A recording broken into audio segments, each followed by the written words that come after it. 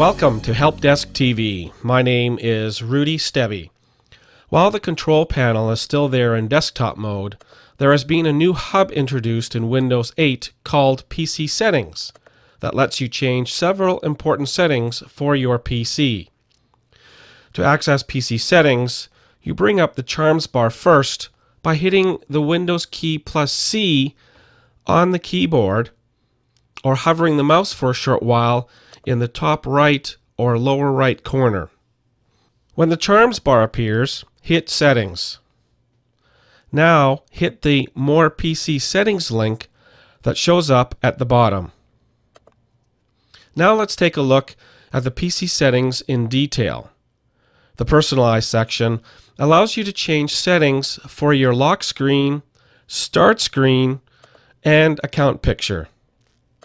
Under Lock Screen Settings, you can change the lock screen wallpaper, select apps like calendar, messaging, and email to show status and notifications on the lock screen, and also select other apps like calendar to show additional detailed information like your agenda and appointments. Under Start Screen Settings, you can select a background for the start screen and change the background color from a predefined set of available background designs and colors. Finally, you can change your account picture to an existing file on your computer or SkyDrive, or take one from your computer's camera. There is also an option to create account pictures with apps, but there doesn't seem to be any apps listed for now. User settings let you choose between using your Microsoft account to log into Windows or just a local account the way it was on Windows 7. You can also change your password, create a picture password, or create a 4-digit PIN for logging in. Lastly, you can add or remove additional users from here. Notifications are where you manage your notification settings. You can turn them on or off, choose whether notifications are shown on the lock screen or not, and enable or disable notification sounds. You can also enable or disable notifications for each app here. In the Search section, you have the option to choose whether to let Windows keep your search history or not, and if history is enabled, you can also set Windows to show the apps you search for most on the top of your search results.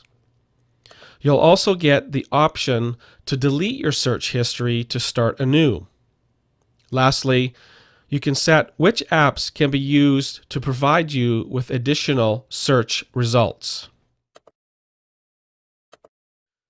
The Share option controls which apps appear when you click Share from the Charms bar, as well as the ability to organize them in a list based on frequency of use.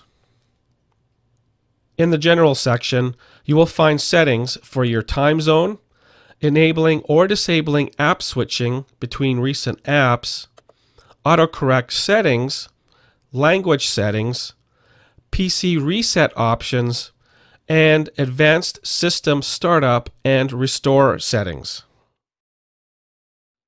Here in the Privacy section, you can allow or deny apps access to your personal information, such as location, real name, and account picture.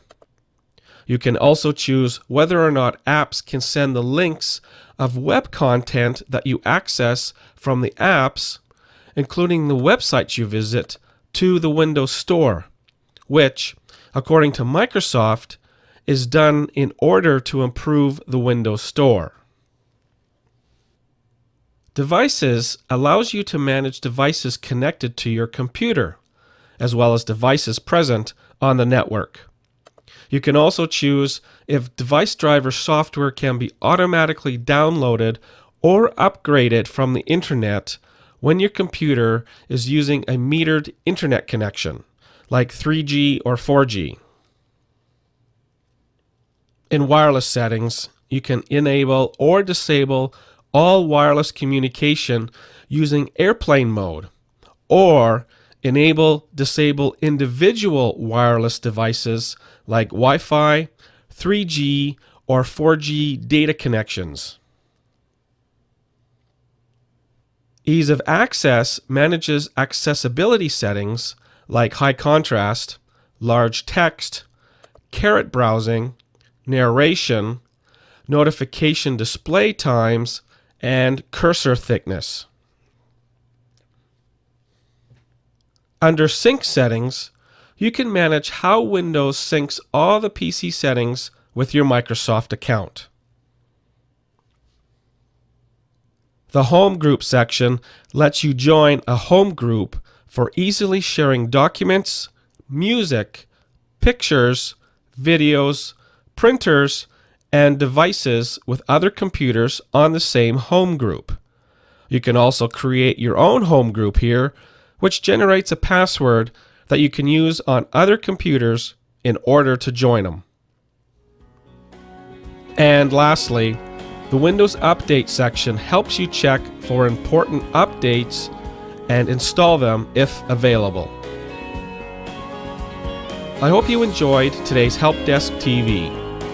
Please join us on our help forums at forums.helpdesktv.ca. There, you can further discuss today's topic or just ask another question you need help with.